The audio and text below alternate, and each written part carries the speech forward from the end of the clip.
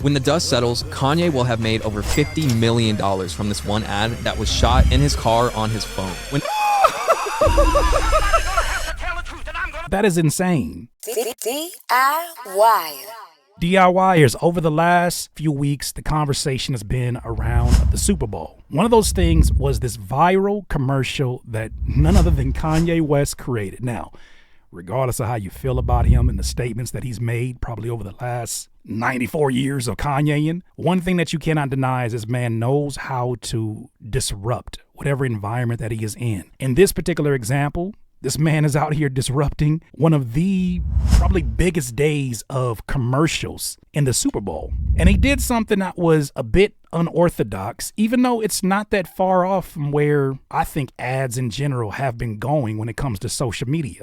Don't let this video fool you. He's not being kidnapped. No, this man is inside of his vehicle and he proceeds to do an ad for his clothing line and a few other things that he has up there. But once you start to get into the details of it, you start to recognize it's actually quite genius. Peep this out. Here's the commercial.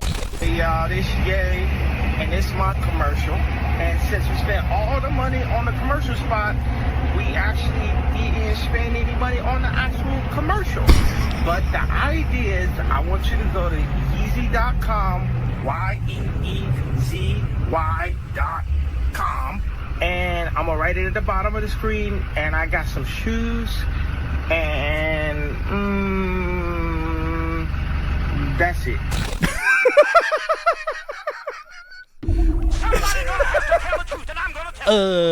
That's it. I think what's really interesting about it is that as much as it seems like, and we know this is not that off from Kanye's branding in at all, right? It's not that off when it comes to things that are required of a general ad, especially when you're talking about social media ads, which I'm going to compare this to a lot, in that there is a hook in the very beginning. What is the hook? Check it out. Hey y'all, this Ye, and this... I mean, him just saying, hey, this is Ye, with all of this disruption going on around him. And mind you, this also is disrupting the normal flow of commercials where you see these highly produced commercials with all of these special effects and just anything to try to stand out from each other. They end up looking like each other. It ends up just looking like the same circus. He decides, bad audio, cell phone quality, and he says, hey, it's Ye to begin this. Also, fast forward, he has a call to action. EZY.com. He lands the customer who is now intrigued about what this is all about. He lands them on his website. Now, let's go to a breakdown of some other things to pay attention to when it comes to this commercial. Because I think a lot of folks saw that initially who weren't Kanye fans and were like, oh, God, is this guy on my TV again? Ugh. And I think that they might have even missed the opportunity to pick up some game here. So I'm going to let this break down here from a popular Instagram page called Bad Marketing explain what their theory is of what happened. Made $20 million in one day from his Super Bowl ad, and we have a theory that he didn't spend anywhere close to the $7 million that everyone else spent for their Super Bowl ad. Oh, did I mention that this ad also made him $20 million in a day? Somebody gonna have to tell the truth, and I'm gonna tell it. I'm going to echo what a lot of folks were saying on social media. It's a shame how some of y'all won't even drop your music right now. No, that's not fair. Don't you go there, Curtis. Wait a minute. Y'all won't even drop any kind of promo for your music. You won't even put up a video until you find the perfect videographer, the perfect angle, the perfect lighting, the perfect... It's not fair, Curtis. He's Kanye West. This is just an example of what the expectations have transitioned to, especially because of social media.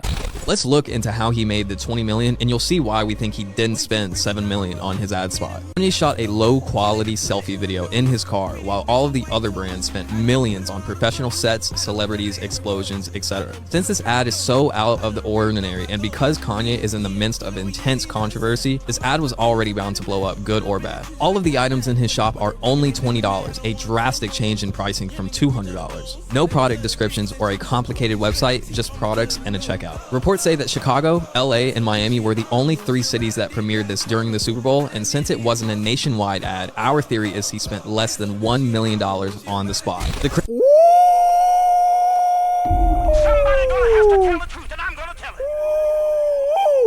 So their theory is that because he only launched it in a few major cities, he probably got away with not spending the usual $7 million, which gets you nationwide coverage for your ad spot, and probably spent less than $1 million on a selfie video during the Super Bowl to redirect to a website where his fans will buy whatever, his cult fans will buy whatever he has on that website for whatever price it is. So for those who were paying about $200 for the Yeezy pods, they now could go to this website and get everything for $20 each. So then he lowered the price of everything. Everything's the same price. Anything you want is the same price. We're going to go to the website in just a second. But that is insane. The craziest part is the 20 million was only the day of, and since then it has been one of the most viral campaigns on social media, which has gotten it way more views than it would from the ad spot in the Super Bowl. When the dust settles, Kanye will have made over $50 million from this one ad that was shot in his car on his phone. What is life? What is life? It's crazy how if you follow any of like the gurus or any of the social media specialists or the folks who just really have the intent of helping those who are content creators or artists that want to create content, they always tell you, at least in social media world, it's to your benefit to not overproduce your content. It's more relatable, especially to Gen Zers. It's more relatable. It doesn't have like that plastic around it that makes it unapproachable. It feels more human to a lot of people. It feels something that they can trust. So what I'm seeing what Kanye did here is he took the same thing that's been working on social media and applied it to traditional broadcasting, traditional TV, and it worked. These are things DIYers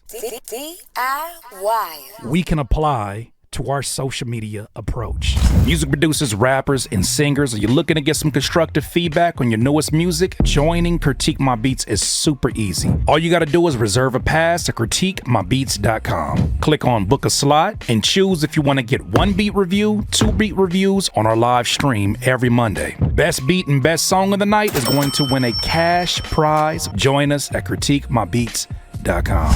Let's actually go to the website itself. I went to this early and we got to react in real time to this because this is wild. This is wild. It literally is. Look, it literally is. This is Yeezy.com. It literally is human beings. And you just scroll over them.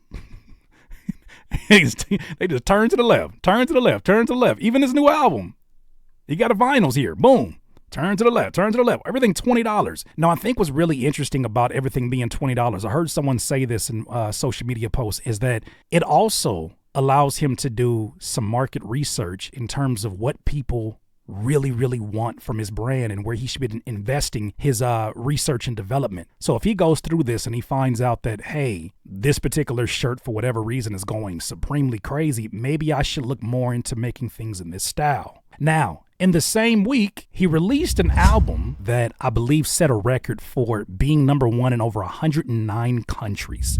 It was, of course, Vultures 1 featuring Ty Dolla $ign. And I didn't hear the album myself, but I heard a lot of conversation around it, a lot of polarized views on it, but that's just kind of like the reaction to Kanye West music. One more bonus story, though. As reported by Forbes here, Kanye West's new album just magically disappeared from iTunes, Apple Music, and here's why.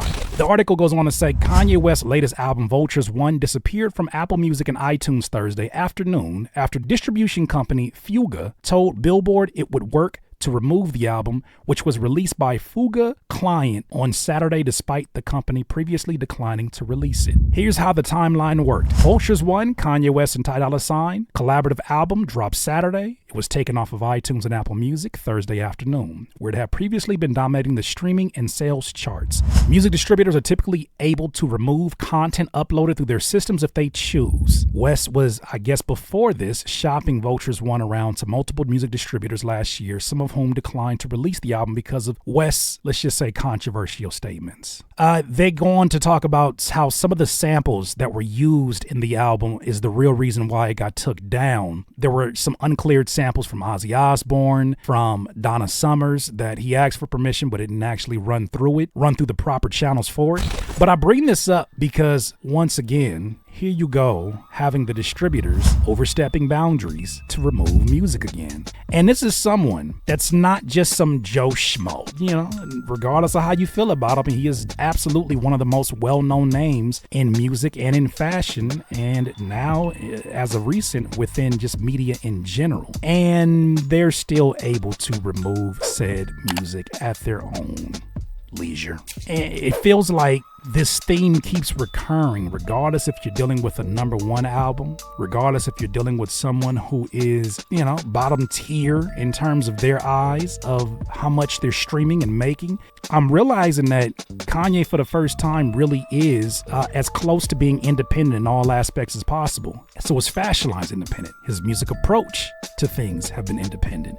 It just seems like the same relationships are not at his leisure or as open as they once were. And I'm starting to believe that even though he says some very volatile things, very wild stuff that even he'll walk back at times, the bigger threat in all of this really is that independent talk. It really is folks like himself who they don't believe to be the norms, to be this audacious and make moves the way that they're making them, having, first of all, the finances to do it, second of all, in their eyes, the IQ to do it, and third of all, being able to be on a platform where other people can see the lesson, take heed, and apply it in their own realm. I'm able to separate the human being or the person that we have come to know in the public eye from those actions and see the gem that is in there. I think that DIYers, you yourself got to look at the landscape of social media and wherever you're trying to make your mark so that you're able to profit upon the music that you're creating. You got to look at it from a general standpoint. And sometimes you're not able to look at it with a clear eye when you're actively either watching or you're actively studying or you're actively trying to be a part of it. Sometimes you just have to casually zoom out, relax the mind, and just look and say, everybody is saying the same thing, but what is everybody trying to say or haven't said that I can now say? And then can I say it in a way that nobody else has been able to accomplish? He looked at these corporate giants that have all the budget in the world to create these outlandish commercials, which, by the way, doesn't necessarily make them good or effective. How many commercials did you watch and then by the end of it, you were like, I don't know what it was selling? He goes up against them and does a selfie video and he pulls in $20 million in a day. And that was just in the first day. So DIYers, something to definitely pay attention to. You got to be able to separate whatever emotions or feelings you may have about the individual, peep game, and see how you can apply it to what you have going on. Those are my thoughts though, DIYers. You let me know what you think.